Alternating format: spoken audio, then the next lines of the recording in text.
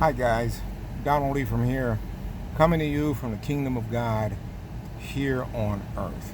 So, I'm always on Facebook looking at, different posts and different things that they're doing and saying.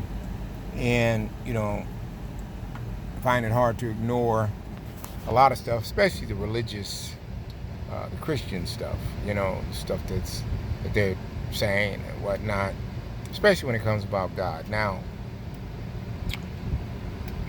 disclaimer,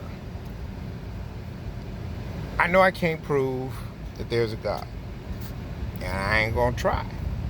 There was a time when I would have tried to convince you that there's a God, and I know it, and you should know it too. No, I ain't doing that no more. Not doing that anymore.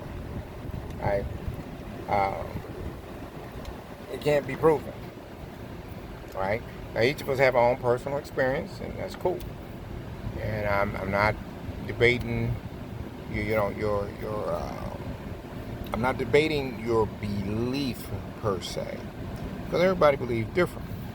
My issue is after having, either watched a movie, read a book, and you sitting there in conversation with somebody, and everything they saying is not accurate according to the book and the movie. You go, no, that part wasn't in there.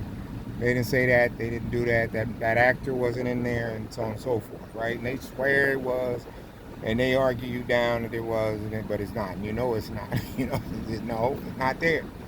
So that's my issue, right? I can't prove God is real, isn't real, right? I can't prove he's real no more. You can prove he isn't. But when it comes to the details of that book, anybody can actually know what it says. And so I see people promoting a God that's all loving and kind and forgiving and all that stuff, right? Unconditional love. And that God's not in the Bible.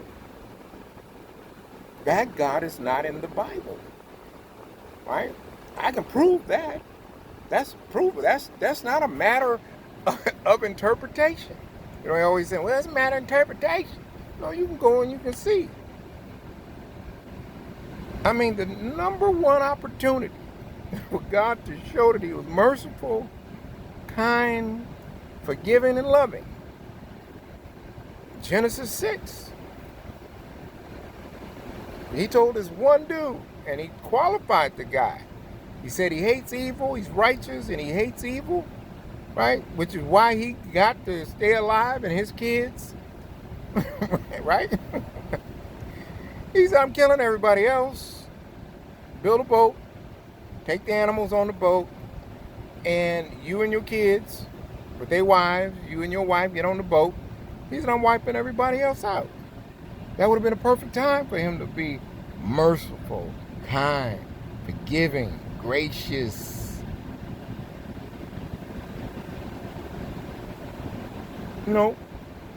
I mean, it even started back in the garden. They messed up one time. Ate one piece of fruit that he said don't eat. That was it.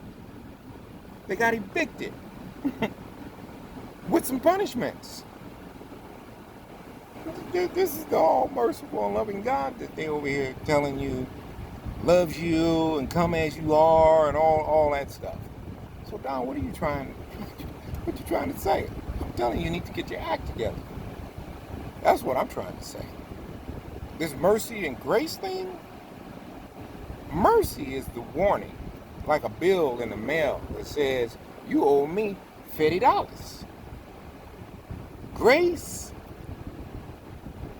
is the time in which I'm giving you to pay it. You got until the 15th or the 1st to pay me. That's grace. Mercy is the warning. Grace is the time I'm giving you to pay up.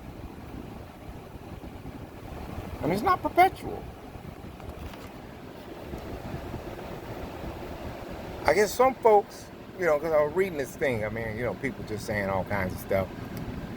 So, I'm reading this thing, and it's like, have you guys not read over in the book of Matthew when Jesus said when he comes back, It's going to separate people, right? The sheep from the goat. And everybody who did this get to go into the kingdom.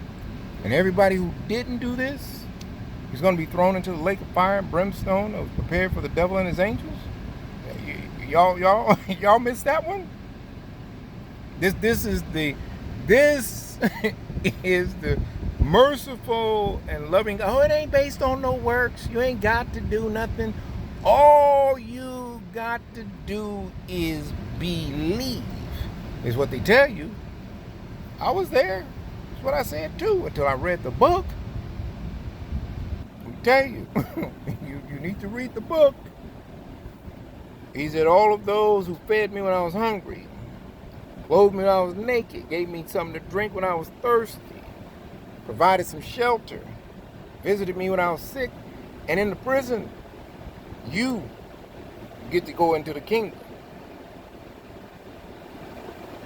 He said, well, when did we do this? He said, when you did this to other people. My brother.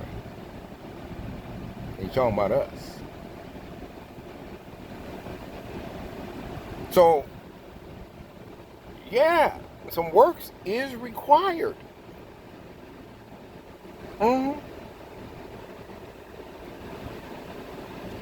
You know, those pertinents. I call them pertinents. That's the ifs and then. If you keep these laws, then all these blessings will come upon you and overtake you. They'll follow you and then overcome and overtake you. The pertinence, if and then. So my goal is to get you to actually read the book, because y'all out here wilding out, tripping, pretending you got a blessing with your name on it and you don't. Every Sunday you show up, go to the altar. Every Sunday. Same people at the altar. Same people at the altar. Trying to get a victory. Trying to get a deliverance. Trying to get a blessing. What God are you serving?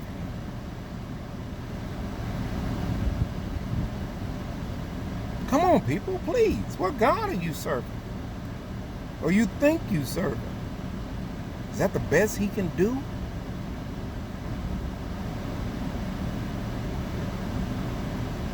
Now, the God of the Bible is no joke. He's the original OG.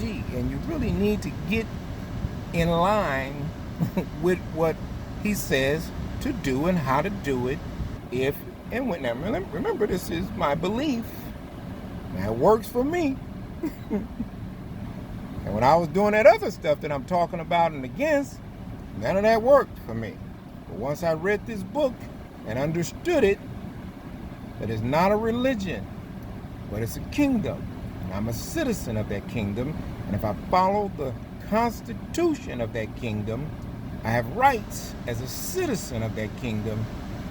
And when I call upon the governors of that kingdom, they always answer.